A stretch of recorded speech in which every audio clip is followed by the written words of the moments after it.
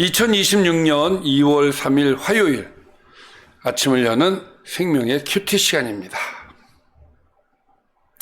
오늘 말씀은 마태복음 9장 27절에서 38절 말씀으로 깊은 국류를 소유한 일꾼이 필요합니다 라는 제목으로 함께 말씀을 나누도록 하겠습니다. 자, 오늘 말씀 들어가기 앞서서 어제 말씀 좀 간단하게 보겠습니다. 예수님의 제자들이 금식을 하지 않는다는 그 세례 요한의 제자들의 질문에 예수님께서는 지금이 슬퍼할 때가 아니라 기뻐할 때임을 말씀하셨습니다. 그러면서 비유로 새 포도주는 새 부대에 담아야 함을 가르치시면서 복음을 이야기하셨습니다. 회당장의 딸과 혈루증 여인을 고치시며 생명을 회복시키시고 이로 인해서 예수님께서 사망의 권세를 갖고 계신 분이시다라는 것을 알려주셨죠. 주님의 임재는 죽음과 절망을 물러가게 합니다. 자, 그리고 오늘 말씀이 되겠습니다. 자, 오늘 말씀은 지금까지는 마태가 예수님께서 어떤 분이신가에 대해서 설명하고 있었죠. 산상수훈을 통해서 말씀의 권위를 가지신 예수님에 대해서 이야기를 했고, 또 8장과 9장에서 점진적으로 예수님께서 이런 분이시다라는 설명을 하였습니다.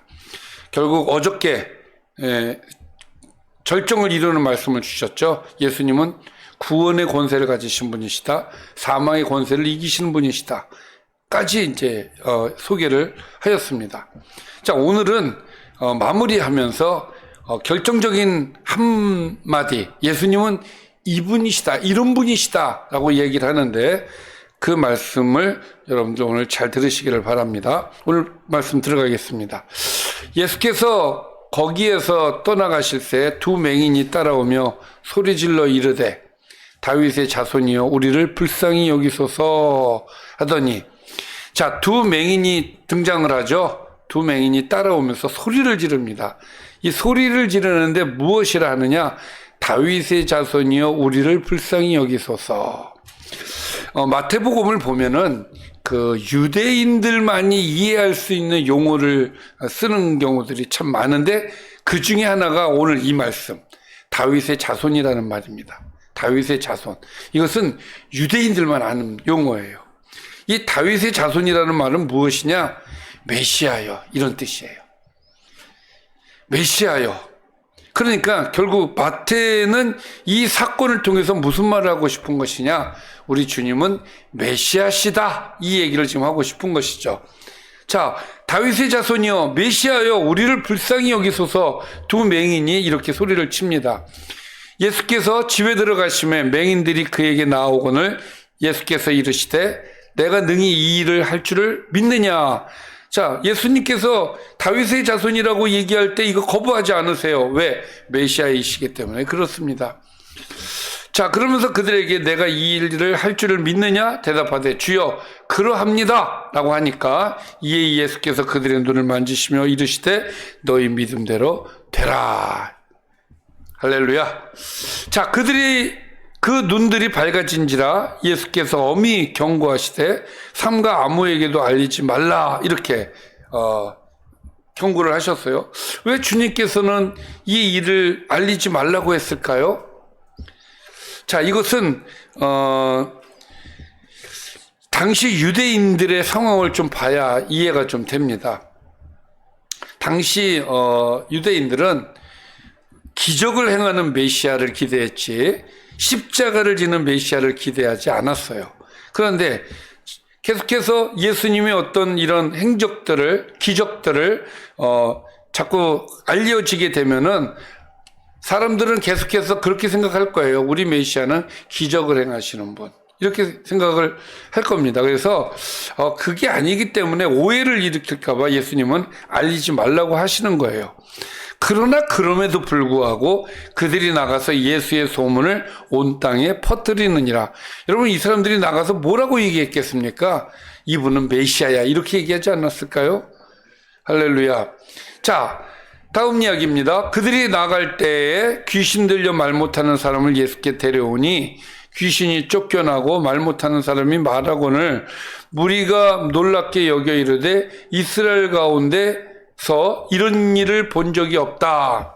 자, 예수님께서 기적을 행하시는 것은 사실이에요. 누가 보더라도 다 행하시는 일들이었는데 이것을 사람들이 반응이 두 가지로 나뉩니다. 어떤 사람들은 이스라엘 가운데서 이런 일을 본 적이 없다, 이렇게 반응을 하는 사람이 있는가 하면은 34절, 바리새인들은 그렇게 보지 않았어요.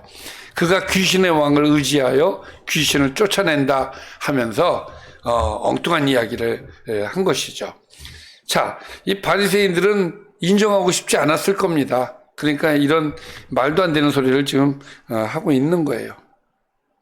자, 그러면서 예수님은 계속해서, 그럼에도 불구하고 예수님은 계속 사역을 하십니다.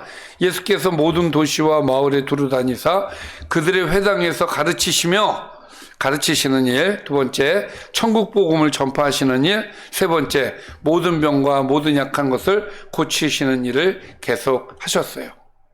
자, 그리고 36절에 보니까 무리를 보시고 불쌍히 여기시니, 자, 여기서 불쌍히 여겼다라는 말은 이제 긍휼이죠.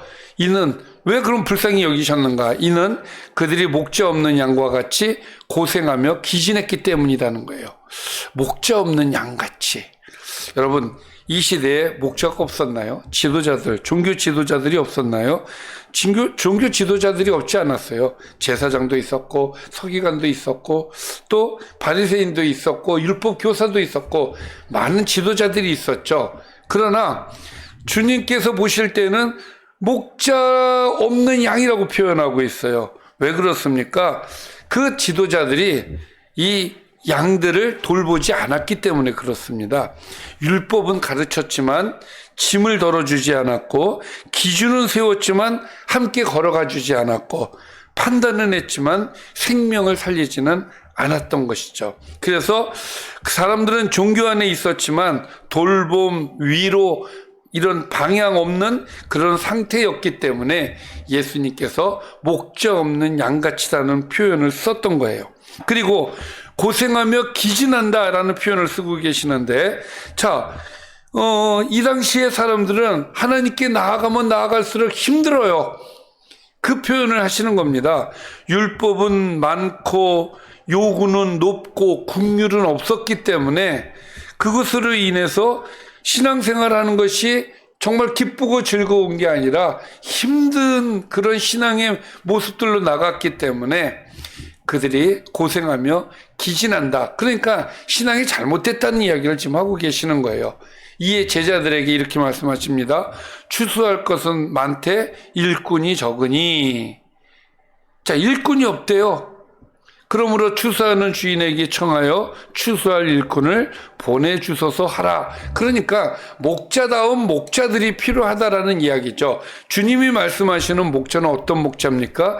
케어하고 돌보고 함께하고 뭔가 사랑으로 품어주고 그들의 신앙을 세워줘가는 그런 목자들을 이야기하는 거예요. 우리 교회가 목자 없는 양 같은 그런 교회가 되지 않고 목자가 풍성한 교회가 되기를 주님의 이름으로 축원합니다. 그런 사명을 우리 교회는 잘하고 있다고 저는 생각을 합니다. 끝까지 잘해서 하나님께 영광이 되기를 바랍니다. 자, 오늘 말씀 여기까지입니다. 정리해 보겠습니다. 예수님께서는 다윗의 자손이라고 부르짖으며 긍휼을 구한 두 맹인의 믿음을 보시고 그들의 눈을 뜨게 하셨고 귀신 들려 말 못하던 사람도 고쳐 주셨습니다. 무리는 하나님의 역사에 놀라워했지만 바리새인들은 그 일을 귀신의 힘으로 돌리며 예수님을 거부하였습니다. 예수님께서는 모든 성과 마을을 다니시며 천국 복음을 전파하시고 목자 없는 양 같은 무리를 깊이 불쌍히 여기셨습니다. 그리고 추수할 일꾼이 적음을 말씀하시며 추수할 일꾼을 보내주시도록 제자들에게 기도하라 명하셨습니다. 기도하겠습니다. 살아계신 아버지 하나님, 우리에게 은혜를 주시고 우리에게 목자 없는 양이 아니라 우리가 돌봄을 받고 케어를 받는 양으로 교회 공동체를 허락해 주신 것을 생각할 때 감사드립니다. 하나님, 우리 교회 안에 목자들이 정말 양들을 잘 케어하고 돌봄으로써 하나님께서 기뻐하시는 지도자가 될 수 있도록 이끌어 주시고, 돌봄을 통해서 아름답게 성장하는 성도들이 될 수 있도록 인도하여 주옵소서. 예수님의 이름으로 기도드리옵나이다. 아멘.